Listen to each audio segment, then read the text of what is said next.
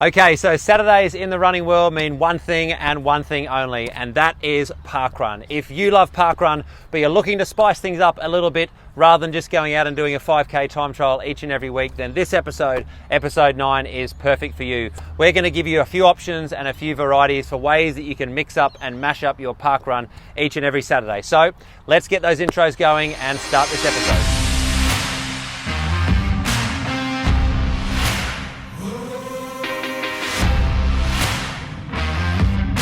So welcome back to another episode of Why I Run TV, season number 3, episode 9. Thanks again for joining us each and every week. We hope you've got something out of our run technique episode that we did last week with Britt Calling.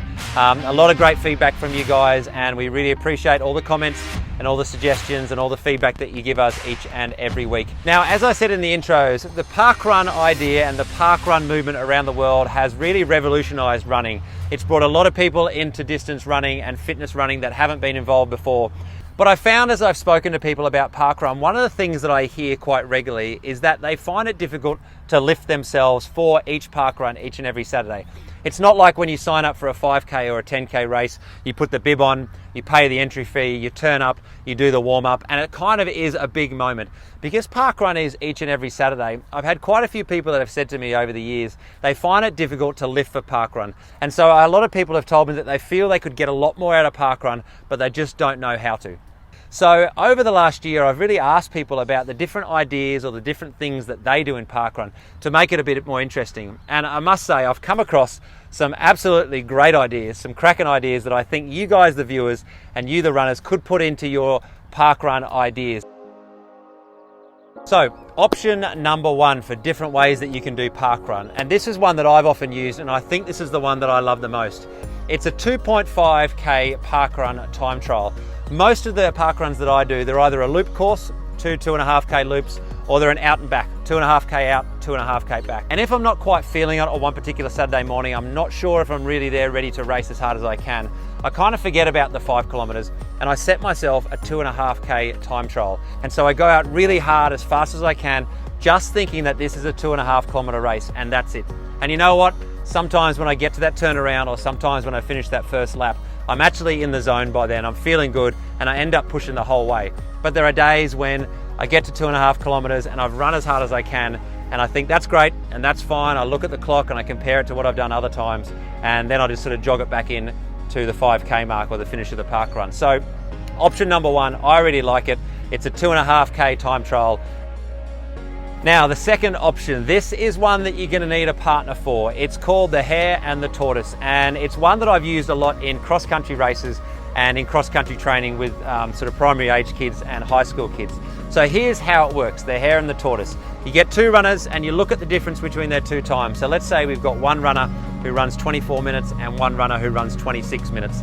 The runner who runs 26 minutes goes at 7 o'clock, the normal start time for parkrun. Whatever the difference is, whether it's 1 minute or 2 minutes or 3 minutes, the second runner waits and they watch the clock, and as soon as that time is up, the 2-minute difference, they go. And basically the aim is that the Hare at the back, their aim is to chase down the Tortoise at the front as well. And it ends up becoming quite a race. The person at the front, they might be running a little bit scared, but they end up running really fast because they've got someone chasing them. The guy or the girl at the back, the one who's running is the hare or the rabbit, they're running super quick because they want to get this person as quick as possible. It's a lot of fun.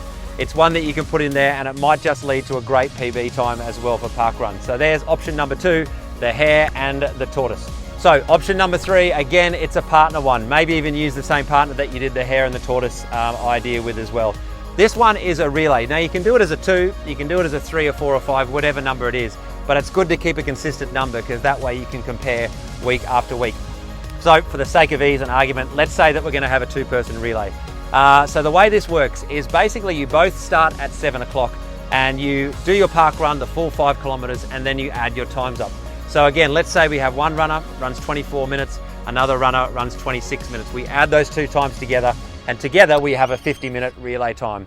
Then the next Saturday or the next month, you invite the same person back and you both race again, and you see if together you can go quicker than you did before. And as I said, you can build it. Don't just do it as a 2-person, maybe go 2 or 3 or 4 or 5 people and see if you can actually come up with a combined time, and then aim to beat that combined time week after week after week.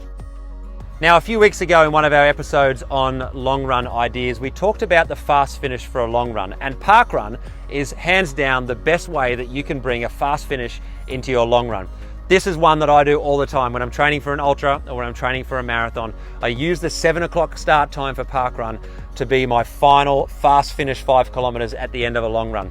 So for example, start a run at 5 o'clock, run easy or run tempo right through to sort of 7 o'clock, get to parkrun, get to the start line, and then for the final 5 kilometers of your long run, maybe it's from 25 to 30, maybe it's from 30 to 35, you run the parkrun, and that way you're guaranteed to get dragged along by the crowd, even if you're feeling tired and run down. By putting the parkrun at the end of your long run, you're guaranteed to finish fast, you're guaranteed to have a good long run and to be marathon ready when it comes around. Now, one of the most enjoyable episodes I've made in Wire Run TV is when I went up to Sandgate Parkrun on the northern side of Brisbane, and I filmed what I consider to be the fastest parkrun I've ever seen, certainly. And so I really like the idea that they put in, and they've done it year after year since, is going club versus club in parkrun. So you might have 2 or 3 clubs around your local environment, your local neighbourhood. By getting those together on the same day at the same parkrun, you can kind of have an inter-club or an intra-club championship. It's a great way to get competition and to get teamwork into distance running, which for most of us doesn't really exist. So yeah, put a bit of a shout out to another club, your rival club, the one from down the road or the one from the other side of the city.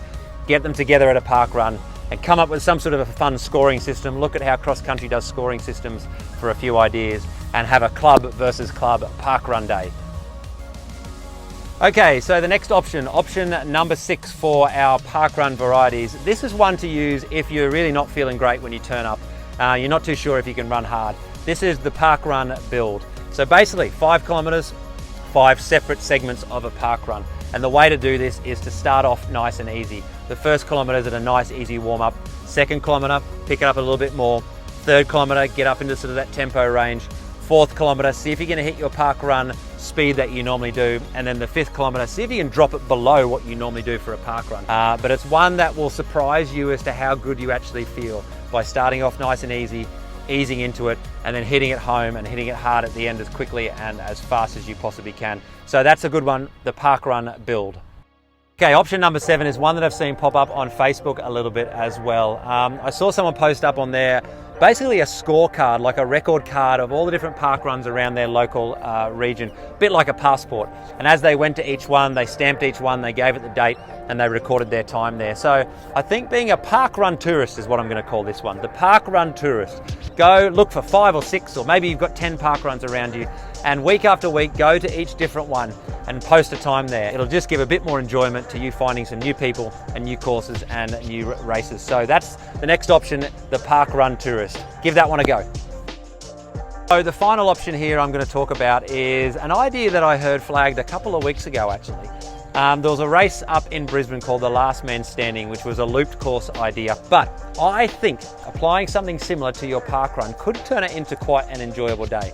So a parkrun is a 5K loop, and I've had a friend of mine who mentioned maybe we could actually get together for 12 hours and turn it into kind of like a parkrun ultra. Do a parkrun on each and every hour and see if you can make it from sunrise to sunset or from 7 o'clock to 7 o'clock. One for the brave, but maybe one for you. Okay, so what do you think of those options for parkrun? As I said, there are some people who can turn up week in, week out and absolutely nail a parkrun. They love it, they love the race environment, they love being able to post a time trial. But there are stages in our running life and stages in our running year where maybe we're just not quite feeling it. So I hope some of these options might be able to help you to make sure that you turn up each and every week, but also put a bit of variety in. And as I said, once you try a few of these, you'll actually be surprised at not only how fun they are, but how beneficial they are for your training, and actually how quick a parkrun you can actually run when you try 1 or 2 of these different options. If this is your first time that you've stumbled across us here at Wire Run TV, we thank you very much for watching. We hope that you can hit the like button on Facebook or Instagram so that you can support us and so that we can support you with your running by giving you lots of different ideas each and every week with these episodes. Whatever you have coming up in the next week, we hope it is an enjoyable one, whether it's training, whether it's recovery, or whether this weekend you have a race, or more importantly, whether this weekend is your big parkrun race. So have a great 7 days of running. Rest up, eat well, sleep well, give yourself a little bit of chill out time, and we'll see you in 7 days time for the next episode of Wire Run TV. Thanks again for stopping by.